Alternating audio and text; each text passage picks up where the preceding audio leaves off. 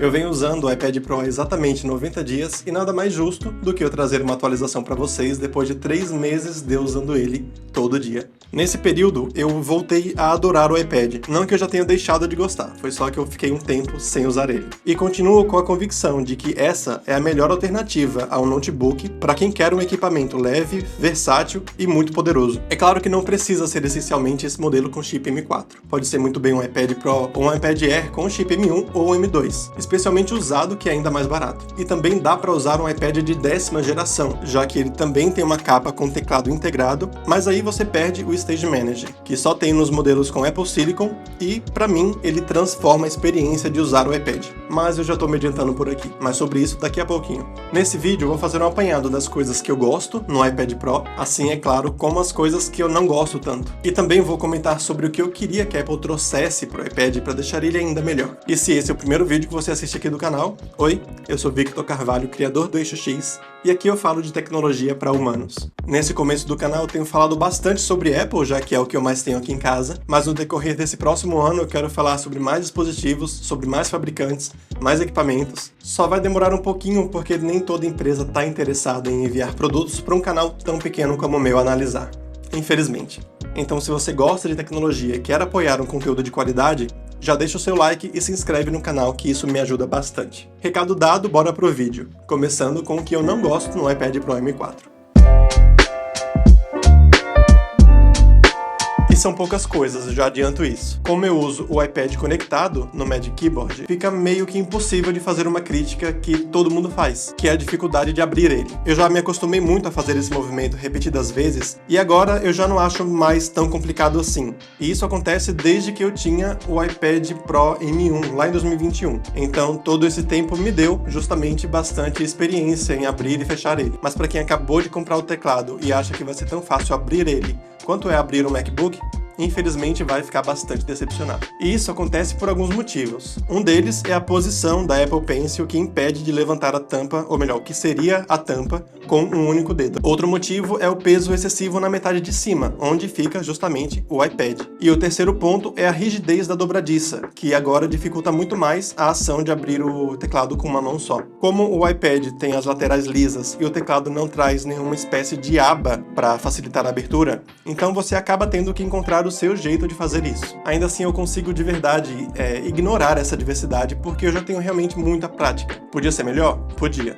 Podia ser muito mais prático? Com toda certeza. Mas realmente não é uma coisa que me incomode mais. Diferente do uso do navegador, que aí sim podia ser infinitamente melhor. Todos os navegadores de internet no iPadOS usam o mesmo motor gráfico para renderizar as páginas, que é o WebKit desenvolvido pela própria Apple. Só que ele limita todos os navegadores, do Chrome ao Edge e até o próprio Safari da Apple. Então eles não trazem toda a particularidade, toda a experiência de uso que a gente encontra nesses mesmos navegadores de outros sistema operacional, como o macOS, como o Windows, como até mesmo o Android. E por isso, alguns sites identificam o Safari do iPadOS como o Safari do iOS, limitando o layout a uma experiência móvel em vez da versão web completa. Outro problema disso está na renderização de alguns sites. E o que eu mais uso com esse erro acaba sendo o YouTube, que além de fixar esse alerta chato de abrir no aplicativo, as páginas de alguns vídeos com proporção mais quadrada do que retangular acabam quebrando e não fica nada atrativo de assistir na visualização padrão. E é isso, o que eu não gosto no iPad é basicamente isso.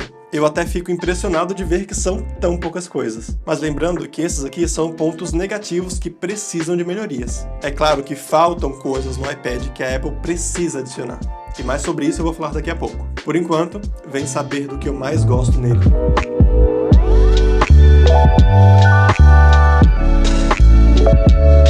Com certeza, o tamanho da tela é o que me fez apaixonar pelo iPad Pro. Se a Apple não tivesse esse modelo de 11 polegadas e só investisse na versão com 13, eu tenho quase certeza que eu não usaria ele no dia a dia. E isso porque esse tamanho é verdadeiramente perfeito para mim. Não é grande o suficiente para ser pesado e desengonçado de usar como um tablet, e também não é pequeno demais para usar como uma alternativa do notebook. Eu sempre penso que essa versão de 11 polegadas é a evolução daqueles netbooks dos anos 2000, que tinham justamente essa proposta de ser um notebook ultra portátil e mais leve para caber em todos os lugares. Mesmo eu sendo uma pessoa alta com mãos grandes, acabo dando muita preferência para os produtos menores da Apple. Eu até hoje uso o iPhone 13 mini, ainda quero muito um iPad mini para uso pessoal, e dos tablets maiores, o menor deles é o que mais me interessa. E é claro que isso é uma questão de gosto pessoal, só que o benefício de também optar pela versão menor é o preço menor. E além desse tamanho de tela perfeito, eu não tenho nada a reclamar da própria tela em si.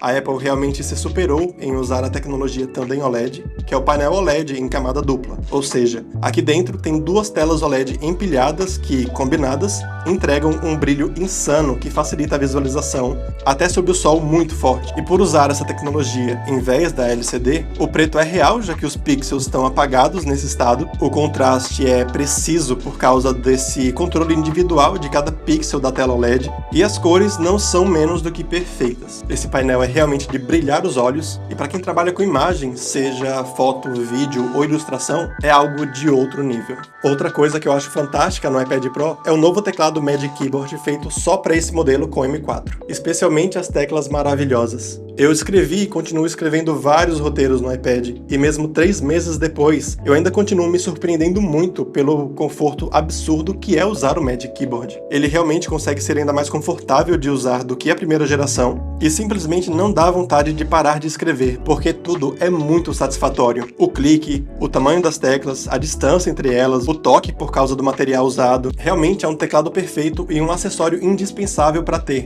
ou pelo menos quase indispensável, né? Vai depender das suas prioridades. E essa versatilidade de usar o iPad Pro não só como um tablet, mas também como uma espécie de notebook, é outra característica que me faz ficar apaixonado por esse formato. Eu consigo escrever com a Apple Pencil, seja em diário, para fazer anotações, rabiscar umas ideias de cenários e várias outras coisas como eu faria em todo o tablet. E além disso, ainda consigo usar ele como um substituto do MacBook em todo lugar que eu for, com uma bateria muito satisfatória que até hoje nunca me deixou na mão. Também tem o Stage Manager, que são as janelas do iPadOS. Eu já falei tanto no vídeo de unboxing quanto no vídeo de análise que essa é uma das características que mais me atraem no iPad Pro por ser simples e eficaz para o meu uso. Por ter um limite de quantas janelas podem ficar abertas ao mesmo tempo, que são 4 no monitor e 4 no iPad, eu não fico sobrecarregado e perdido com tanta informação, como infelizmente acontece no macOS. Geralmente acabo deixando 2 ou 3 janelas juntas, o Safari aberto de um lado, o Notion de outro para eu escrever os roteiros, e o Apple Music em uma janela menor para eu poder me concentrar com uma música mais calma ou um som ambiente. Quando eu quero focar muito mais, eu deixo o Notion isolado no monitor, e no iPad ou eu deixo a tela inicial, para não me distrair tanto, ou com o aplicativo de música aberto. E por fim, tem o fato de que o iPad é esse intermédio perfeito entre o iPhone e o Mac, por causa desse ecossistema muito completo e muito integrado da Apple. O controle universal é uma maravilha e me permite controlar o iPad diretamente pelo Mac e vice-versa, incluindo até mesmo arrastar arquivos e imagens de um para o outro. Tem também a área de transferência universal, que permite copiar em um dispositivo e colar em outro, funcionando entre o iPhone, o iPad e o Mac, desde que você tenha a mesma conta conectada em todos os equipamentos. Além de outros recursos muito conhecidos, como é o caso do AirDrop, para um envio praticamente instantâneo de arquivos sem fio. Eu uso ele bastante para enviar para o Mac as fotos que eu edito no iPad, já que elas são muito mais pesadas. E ainda tem o diferencial de usar o iPad como uma segunda tela do Mac, que é excelente para quando eu preciso editar um vídeo e quero ter a precisão de cor e contraste da tela OLED do iPad Pro M4. Mais pra frente eu ainda quero fazer um vídeo dissecando essas funcionalidades e diferenciais do ecossistema da Apple para quem ainda não está familiarizado com tudo isso, porque é uma coisa que realmente facilita muito o meu dia a dia.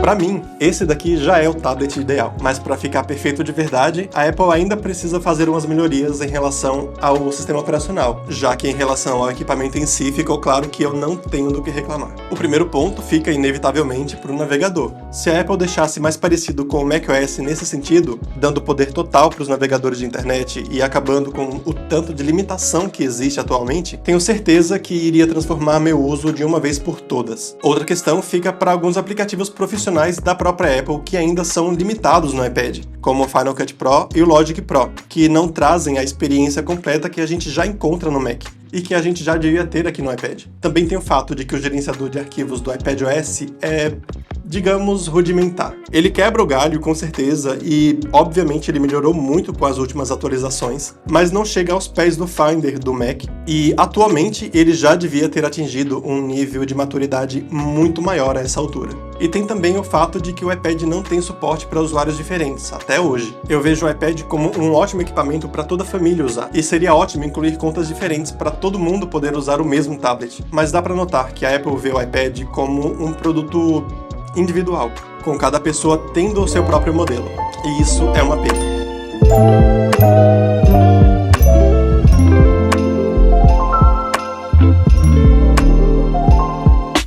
Em junho, teremos a WWDC 2025, a grande conferência da Apple para os desenvolvedores. E todos os sistemas operacionais da empresa vão ganhar uma nova versão, então com certeza nós vamos ter novidades para o iPadOS 19. Só que como a Apple ainda está muito focada em inteligência artificial e como a própria Apple Intelligence ainda não chegou no nível que a gente espera, e honestamente, no nível que a própria Apple espera, na verdade, eu imagino então, mais uma vez, que o iOS, que o iPadOS e que o macOS vão ganhar grande foco em IA. Claro que eu posso estar errado e honestamente eu espero estar, porque tudo que eu queria do novo iPadOS era justamente um sistema operacional mais robusto do que o foco em recursos bobos de IA, mas eu ainda fico em cima do muro em relação a isso. O melhor é a gente não criar expectativa para justamente não se decepcionar. Infelizmente, até agora não existem muitos rumores a respeito do que esperar para os novos sistemas operacionais da Apple, e no geral a grande maioria dessas novidades ficam guardadas às 7 chaves pela Apple,